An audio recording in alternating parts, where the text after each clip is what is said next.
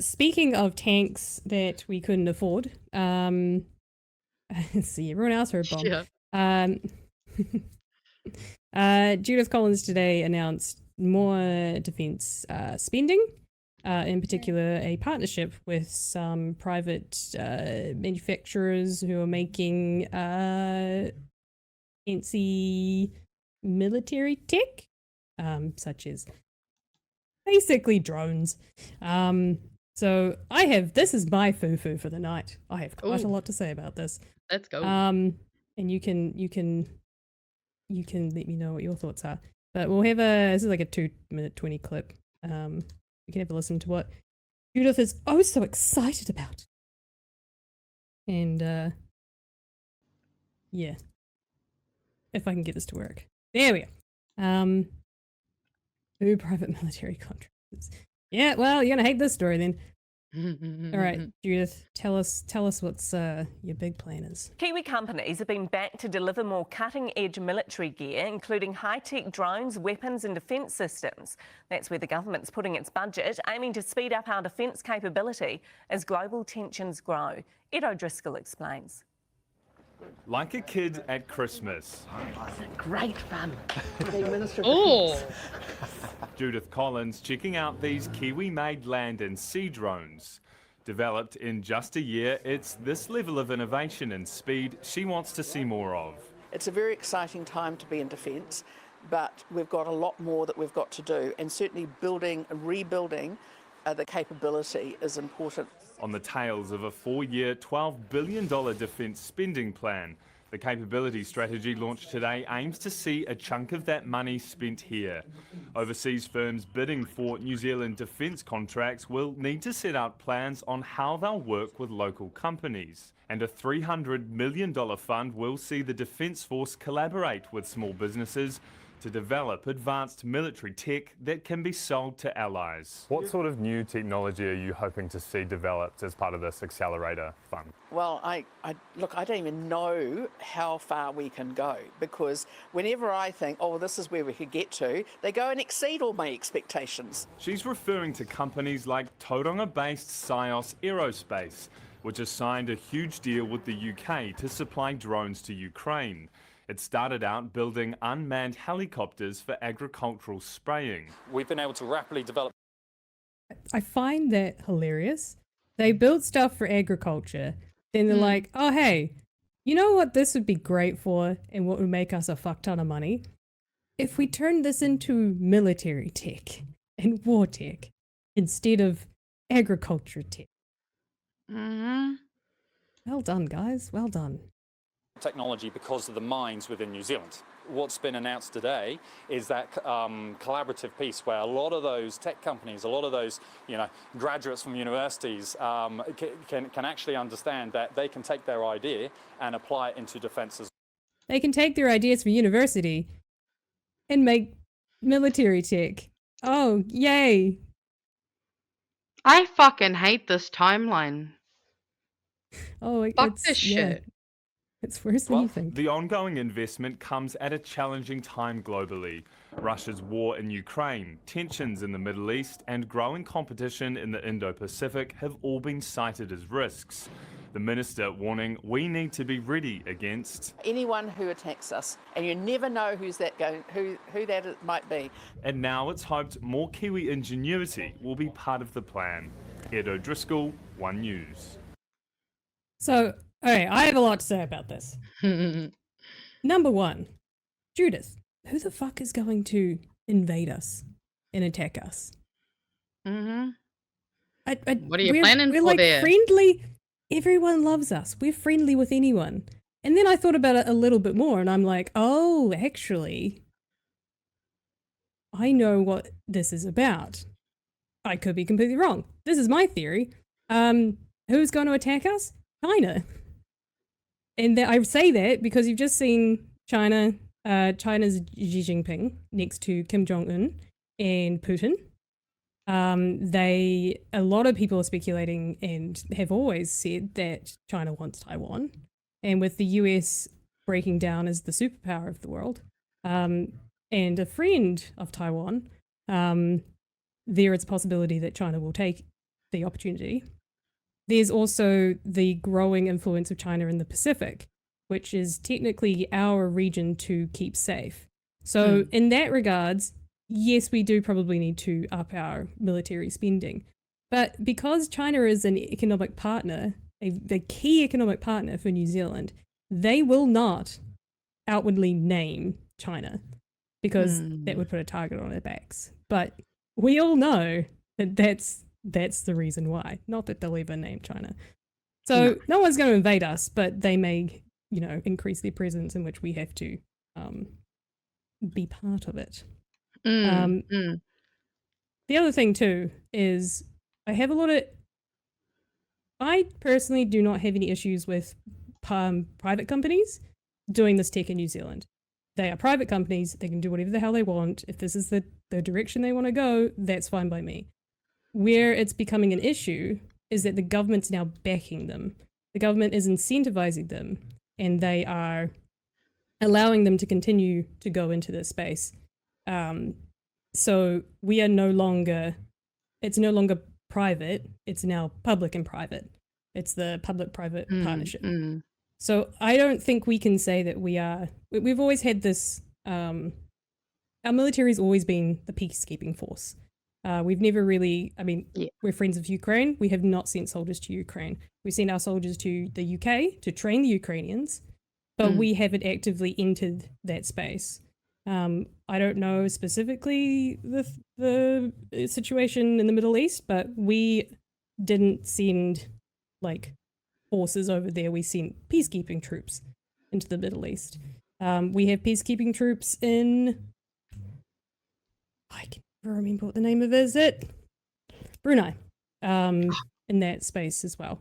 And we have great relationships with a lot of our allies, our friends, especially the Yankees, and we do a lot of training with them. But I see this as we've crossed the line now into providing.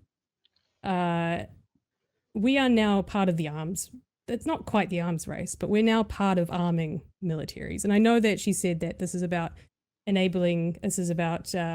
growing the sector so that we could possibly export to our allies. But I don't particularly like that. I have no issue with our previous position, which was if our friends and our allies are in need, we will send what we can when it's needed. This is preemptive. This is us saying, yeah, we'll build the tech. And if you want it, not need it, then yeah, we'll sell it to you.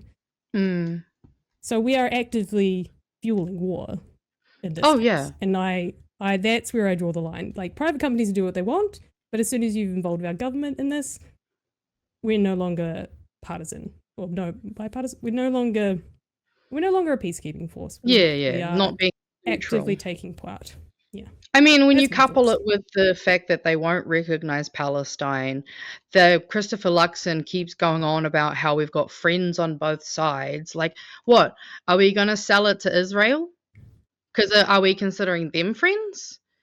So what? We're potentially going to be selling weapons to Israel to use against Gaza? Also, honestly, I don't see an alliance with America and Israel. I don't know. I don't think we're on the right side.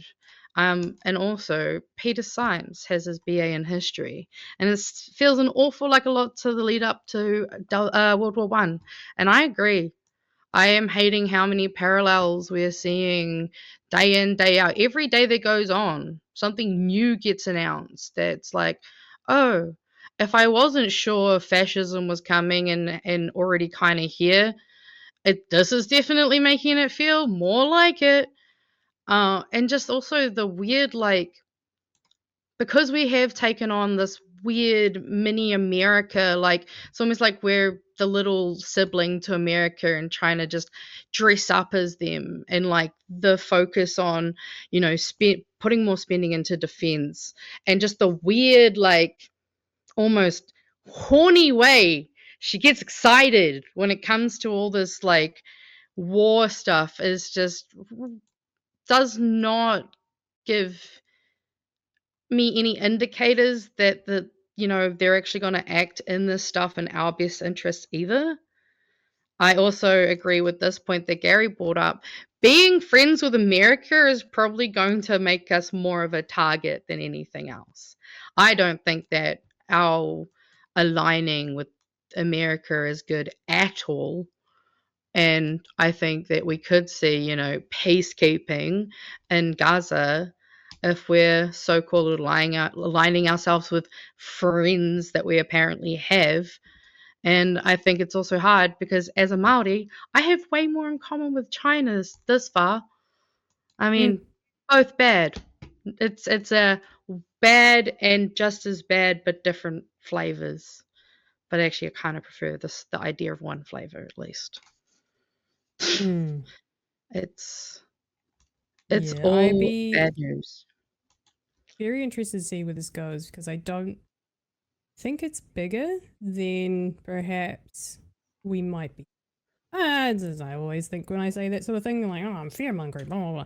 But this for me feels someone pointed it out, this feels very much against our anti-nuclear stuff. That too. Which we know Shane Jones is going to try to fucking petition for. And like up until very recently, we have again said no to nuclear subs in our waters. So, and we haven't joined AUKUS because of that reasoning. But this kind of feels antithetical to that a little bit. I feel like we're moving in a completely different direction. And some people may not see it as that, with like, oh hey, cool, another industry that we're part of, and it's like, no, we're now actively part of the like we're part of the race to whoever is our allies at the time. For all we know, we could be giving it to the US today, and in a year's time, 2 years' time, 10 years' time, they are no longer our friends. And look, we're just giving them all this tech. And the example that she gave was Ukraine, but that Ukraine's not the end of it. Like, it's a beginning. It's opening the door, basically. Because what are you going to do after you've enabled exports of these weapons? Like, it'll be what, the highest bidder? And then once the private sector's gone, okay, well, we've taken the public's money and we've built out this thing. We no longer need to be aligned with the government. We're just going to export to whoever's going to give us money because we're in the private market. Where's the restrictions on that? Well, yeah, especially with the way this government clearly seems to want to go towards maximizing profits and fucking feeding into this weird capitalist game where we're sitting here going, oh, well, we need defense and we need all these war armaments. Why? Who's telling us we need them? What, because people keep killing each other? Maybe if we focused on spending our money on making sure people were fed, clothed, and housed, there wouldn't be as much of this. War, they need us to believe that there is no other option, because guess what makes the most money in the world? It's the sale of armaments. Like, it's just holding up this precarious capital fucking patriarchal, all the fucking ists and isms system that's just teetering on these really weak frameworks that needs to fucking topple at this point. Yeah. But this is exactly what I think of. There's all this money for weapons, but none for healthcare. Exactly. There's literally trillions and trillions of dollars put into all of this. Someone I assume is a crunchy is making the point that we need to arm ourselves, and we do need good defense here in New Zealand, but we don't there are enough. We are well liked. We're currently very well liked by a good majority of people of countries around the globe who have our back if there was any need to go, any need to help us out. But China, for example, would be shooting itself in the foot a little bit because we have a great luxury market specifically. Chinese love their honey.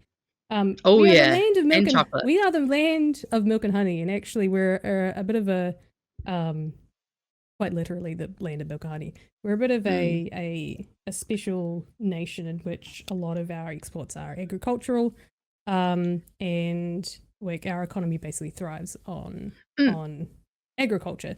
And if there was I think someone pointed this out recently, if there was a global war and everyone started nuking each other, we would be a bit of a safe haven.